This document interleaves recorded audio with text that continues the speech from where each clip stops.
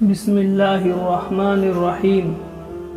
حضور اقدس صلی اللہ علیہ وسلم کا ارشاد ہے کہ جب حاجی لبیک کہتا ہے تو اس کے ساتھ اس کے دائیں اور بائیں جو پتھر، درخت، ٹھیلے وغیرہ ہوتے ہیں وہ بھی لبیک کہتے ہیں۔ اسی طرح سلسلہ زمین کے منتہا تک یہ سلسلہ چلتا ہے۔ حضور اقدس صلی اللہ علیہ وسلم کا ارشاد ہے کہ جب حاجی لبیک کہتا ہے تو اس کے ساتھ اس کے دائیں اور بائیں جو پتھر، درخت، ٹھیلے وغیرہ ہوتے ہیں وہ بھی لبیک کہتے ہیں۔ اسی طرح سلسلہ زمین کے منتہا تک یہ سلسلہ چلتا ہے۔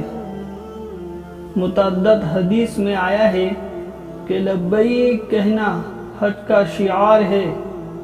حضرت موسیٰ علیہ السلام جب لبیک کہتے تھے تو حق تعالی شانہ جواب میں فرماتے تھے لبیک یا موسیٰ۔ حاجی کی ایک لبیک ہی نہیں، اس کی ہر چیز کے مستقل اجر اور فضیلت ہے۔ ایک حدیث میں آیا ہے کہ عبداللہ بن عمر رضی اللہ تعالیٰ عنہ فرماتے ہیں کہ میں نے حضور اقدس صلی اللہ علیہ وسلم کی خدمت میں مینا کی مسجد میں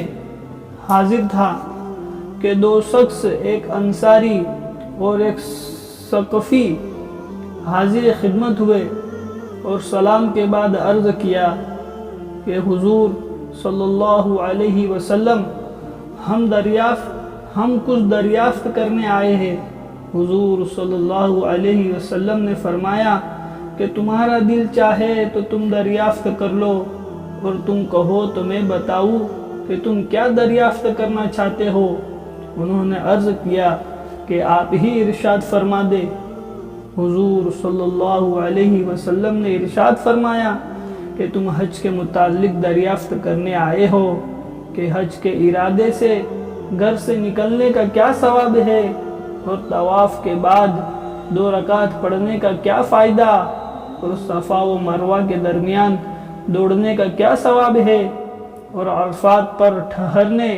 اور شیطان کو کنکری مارنے کا اور قربانی کرنے کا اور طواف زیارت کرنے کا کیا ثواب ہے۔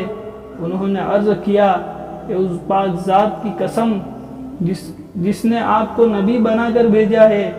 یہی سوالات ہمارے ذہن میں تھے۔ حضور صلی اللہ علیہ وسلم نے فرمایا کہ حج کا ارادہ کر کے گھر سے نکلنے کے بعد تمہاری سواری اونٹنی جو ایک قدم رکھتی ہے یا اٹھاتی ہے وہ تمہارے اعمال میں ایک نیکی لکھی جاتی ہے اور ایک گناہ معاف ہوتا ہے،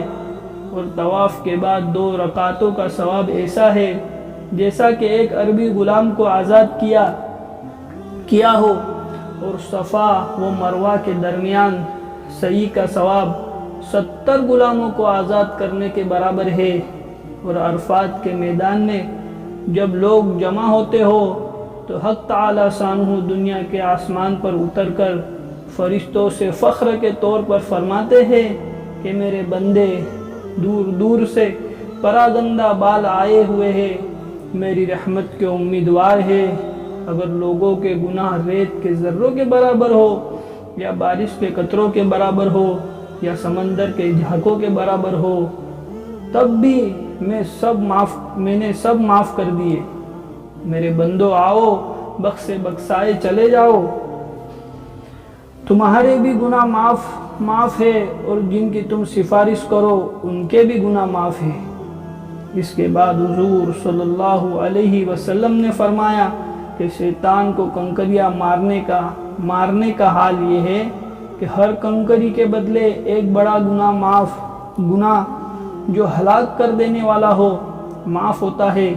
اور قربانی کا بدلہ اللہ کے یہاں تمہارے لیے ذخیرہ ہے، اور احرام کھولنے کے وقت سر منڈانے میں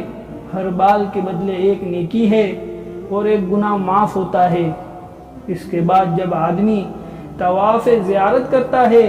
تو ایسے حال میں طواف کرتا ہے کہ کہ اس پر کوئی گناہ نہیں ہوتا، اور ایک فرشتہ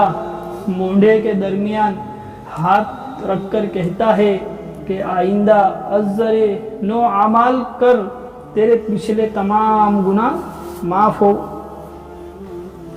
پچھلے سب گناہ تو معاف ہو چکے ہیں،